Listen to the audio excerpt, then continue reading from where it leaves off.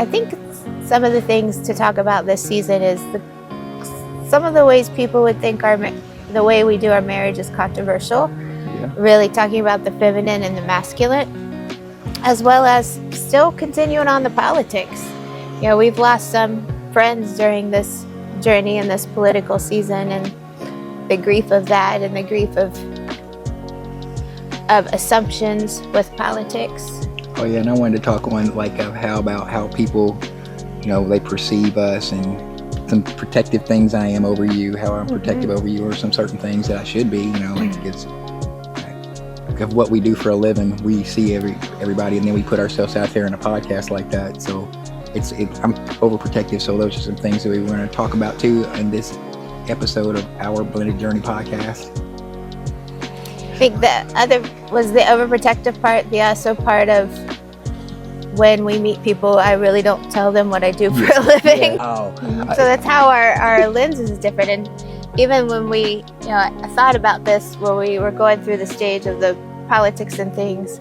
You know, I teach clients, like when you get on an airplane, you put the mask on yourself first before you help the person next to you. So taking that analogy into politics to help understand why people voted differently than you voted differently than me is, you gotta put the mask on yourself first, and I honor that. And I had to put the mask on myself first according to what I voted for. So using that analogy has really, really helped other people understand. Instead of condemning someone, they have to put the mask on themselves first and vote for who they are and what they believe in. As soon as they meet you, they find out they're a therapist, they just want to throw all their problems on you. The other one is when people know that you're a therapist and they're trying to get back in school or get some certification. You know, they reach out and say, what are the steps? Look them up. And I think there's also this facade of what it's like being a therapist, that we just sit and listen all day. What's the big deal? But I don't think anyone understands the impact on our mental health and the impact on our body. So when people out there in the social media world see that you're a therapist, I want to be a life coach, or I want to go back to school to be a therapist. That's part of being a therapist, is problem solving. That's the hard part, is because I personally, and I know you are too, I am so proud that I went back to school at 40 years old and I'm a successful therapist. I wish a lot of times I could be proud of that, and I know you want to be proud of your wife, but the minute, or they say, what kind of therapist, right? What kind? And then you say mental health, and then they say, can you prescribe meds? Or then they're like, oh, well, I have somebody that needs this and this and this, and you're like, all right. I mean, it's just annoying. I just don't like that part of our blended journey. I wish that we could, you know, that I'm manifesting. This is something I'm manifesting. That we find a group of friends that ain't on no bullshit, who ain't trying to like life suck people. You know, of course, we're going to talk about, you know, each other's lives and lives and stuff. Like, I mean, and we enjoy that. Stay tuned to our Blended Journey podcast, episode 1 of season 2. We're coming to you live from Gulf Shores, Alabama. Gulf Shores, Alabama. Stay tuned.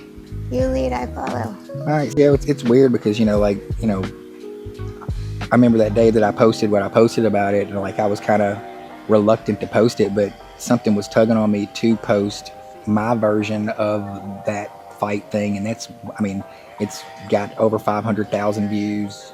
One on TikTok's at 300,000. I mean, over 1 million people have viewed, you know, our opinion on the situation and how it went down. And she's a white woman, you know, so I understand things from a different perspective. Now I'm able to explain it to her and her family, and to say this is a, you know, because if not, the narrative, the Fox News narrative would have just taken off. And I really honored the fact that you sat down at Dad's table and explained what was going on versus the version Dad was getting on the news. Yeah, and then not even just the news, is, you know, like if you get into a certain type of echo chamber of friend group, even if I did, and I didn't have anybody on another side telling me a different perspective that could sway my opinions on things. So I mean, that's a part of our Blended Journey podcast that a lot of people, you know, may not understand, and the dynamics of, you know, like, I understand. I'm married to Pocahontas.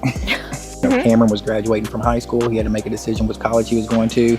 I wanted him to go to UK. You know, like we had some real life decisions that we had to make. We had a kid move back in with us. To go to college. We had a kid move out. I mean, we had a lot of stuff going on, but we were able to go through therapy and work things out. And even now, like if we have any kind of discord or anything like that, first thing we'll do is we'll schedule an appointment with our therapist and go try to like work things out with ourselves, because that's more important. Absolutely. The only time we've ever had discord in our marriage has been over one of the seven or all of the seven. Yeah. I'm like, this one's taking advantage of this one, and this one's taking advantage of this one. This one hurt you. And I mean, that's the only thing, you know, that's something that we navigate through in our blended journey, you know. But and I think the discord comes in times of high emotion when we're hurt by one of our kids.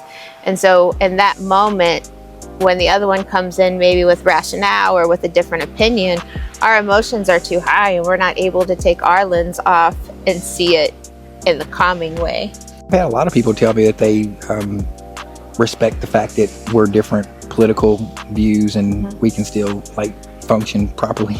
I mean, because some people can't do it. Some people are kind of like narrow-minded. They see things one way. I mean, I'm this close to changing my political affiliation. I'm just waiting to see the outcome of this whole racial thing that's going on with Cincinnati. You know, because right is right and wrong is wrong, no matter who you are, in my opinion.